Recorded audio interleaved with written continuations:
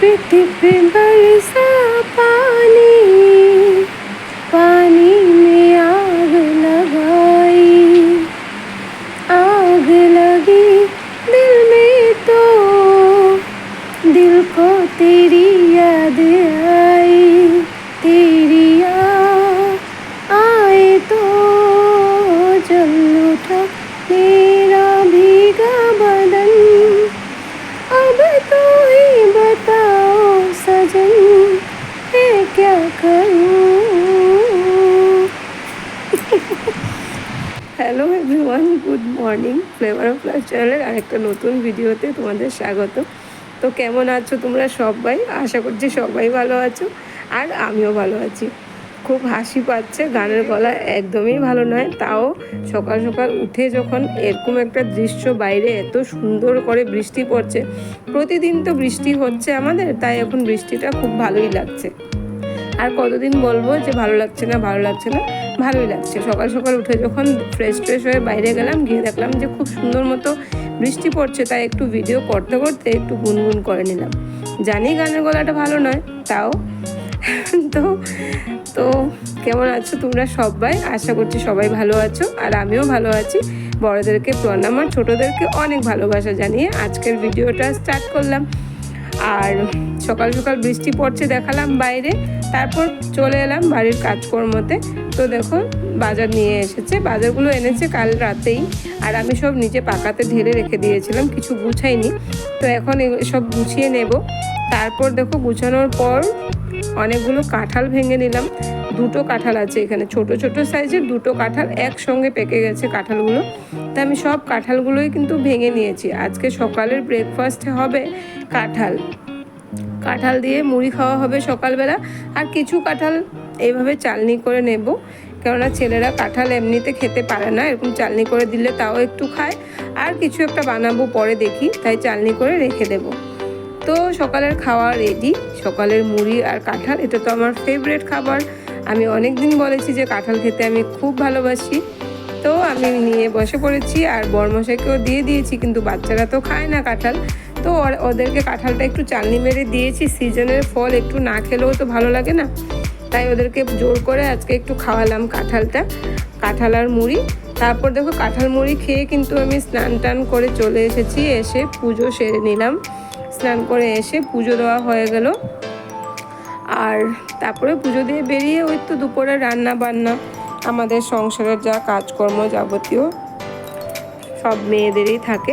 তো পুজো দিয়ে নিলাম। আর বৃষ্টি বাদলের দিনে না কি বলবো, মানে এমনি তো বলছি বৃষ্টি ভালো লাগে, কতদিন আর বলবো যে বৃষ্টি ভালো লাগছে না। যখন বৃষ্টিটা পড়ে তখন মনে হয় বসে বসে বৃষ্টিটা দেখি, বৃষ্টির সাথে গিয়ে খেলি। কিন্তু জল তো আমার তো এমনিতেই আমার ফট করে ঠান্ডা লেগে যায়, মানে কী বলবো, দুদিন পরে পরে আমার সর্দি কাশি লেগেই থাকে। তো বৃষ্টিটা এনজয়ও করতে পারি না, সারাদিন প্যাচ বৃষ্টি, আর ভালোও লাগছে না। তো যাই হোক, স্নান করে পুজো দিয়ে বেরিয়ে চলে এলাম দুপুরে রান্না বান্নার জন্য। সব সবজি কেটে কুটে রেডি করে নিয়েছি। তো কী কেটেছি, নিরামিষেই রান্না হচ্ছে, কিন্তু এখানে শসা কেটে নিয়েছি আর পেঁয়াজ কেটে নিয়েছি, এটা দুপুরে ভাতের সাথে খাওয়ার জন্য। এখানে পটল কেটে নিয়েছি, দেখো পটলগুলো একটু পটলের তরকারি করব আর কি। আর একবারে চালটাও ভিজিয়ে নিয়েছি। এখানে আলু কেটে নিয়েছি, আলু ভাজা করব। কেননা সবজি আজকে যা এনেছে বাজার থেকে, এই সবজিগুলোর মধ্যে কিছুই এমন সবজি নেই যা দিয়ে আমি ছেলেদেরকে খেতে দেব। কিছুই সবজি খায় না এখনকার বাচ্চাদের, তো সবজি খাওয়াতে খুব নাক ওদের। তাই আজকে ছেলেদের জন্য একটু আলু ভাজা করব, তাই আলুগুলো গুটগুট করে কেটে নিয়েছি ভাজার জন্য। এইভাবে গুটগুট করে আলু কেটে যদি লাল লাল করে ভেজে দেই, তবে আমার ছেলেদের আর কিছু চাই না, ডালের সাথে আলু ভাজা হলেই হয়ে যাবে। তাই আলুগুলো কেটে নিয়েছি ওদের জন্য। আর আমাদের জন্য হবে উচ্ছে ভাজা আর পটলের তরকারি, আর ডাল তো আমার হবেই। আর হলো শসা আর পেঁয়াজ কেটে নিয়েছি, লেবু কেটে নেব খাওয়ার সময়। তো পটলগুলোকে দেখলেই তো এরকম লম্বা লম্বা করে দুফাড়া করে কেটেছি, তারপরে ভেজে নিয়েছি। আর একটা বাটিতে চিনে বাদাম আর সিমের গুটি ভিজিয়ে রেখেছিলাম, ভাজা সিমের গুটি ভিজিয়ে রেখেছিলাম। তো সিমের গুটি আর বাদামগুলো কয়েকটা কাঁচা লঙ্কা দিয়ে এভাবে এখন পেস্ট করে নেব। করে এইটা দিয়েই কিন্তু আজকে পটলের তরকারিটা রান্না করব। পটলের তরকারিতে আর কোনো সর্ষে বা জিরা এসব কিছু দেব না, এই চিনে বাদাম আর সিমের গুটি বাটাটা দিয়েই পটলটা রান্না করব। তো পটলগুলো তো ভেজে নামিয়ে নিয়েছিলাম, তারপর একটু তেলের মধ্যে কালো জিরে ফোড়ন দিয়ে ওই সিমের গুটি আর বাদাম বাটাটা দিয়ে দিলাম, দিয়ে ভালো করে হলুদ নুন দিয়ে এটাকে একটু ভালো করে ভেজে তারপর ঝোল দিয়ে পটলগুলো দিয়ে দেব, আর নামানোর আগে একটু চিনি দিয়ে নামিয়ে নেব। এটাই হলো রান্না এই পটলের, মানে সর্ষে দিয়ে পটল করলে আমরা যেভাবে করি আর কি ওইভাবেই। তো এটা সর্ষের পরিবর্তে বাদাম আর সিমের গুটি দিয়ে কিন্তু যে কোনো তরকারি খেতে কিন্তু ভালো লাগে। এইভাবে সিমের গুটি ভিজিয়ে রেখে বেটে তারপর ভেন্ডি তরকারি করলেও খেতে ভালো লাগে। তো আমি যাই হোক আজকে পটলটা করছি, ভেন্ডি করিনি। আর সিমের গুটি, ভাজা সিমের গুটি তো এমনিও খেতে ভালোই লাগে। আর এইটা কিন্তু আমি করিনি, আমার মা সিমগুটি ভেজে এনে দিয়েছিল আমাকে, আর আমার না একদিনও খাওয়াই হয়নি। মা ফোন করে জিজ্ঞাসা করে সিমগুটিগুলো খেয়েছিলিস? তা আমি বলি না, আমার এখনও খাওয়া হয়নি। তো মা বলে তোকে কোনো কিছু দেওয়াই বেকার। তাই আজকে সিমের গুটি দিয়ে তরকারিটা করলাম। কেমন লাগলো বলবে। আর সিমের গুটি দিয়ে এইভাবে কি সিমের গুটি বাটা দিয়ে তরকারি রান্না করে খেয়েছো? যদি না খেয়ে থাকো তবে অবশ্যই একবার ট্রাই করে দেখতে পারো, ভালো লাগে খেতে। সিমের গুটি ভাজা, ভেজে কিন্তু ভেজে, কাঁচা সিমগুটি না, ভেজে সিমগুটি ভাজা দিয়ে এইভাবে।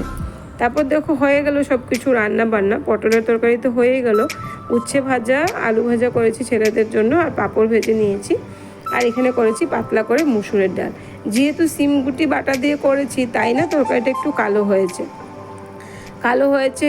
মানে সিমের গুটিগুলো তো কালোই, তো তাই কালো হয়েছে, অন্য আর কিছু নয় কিন্তু।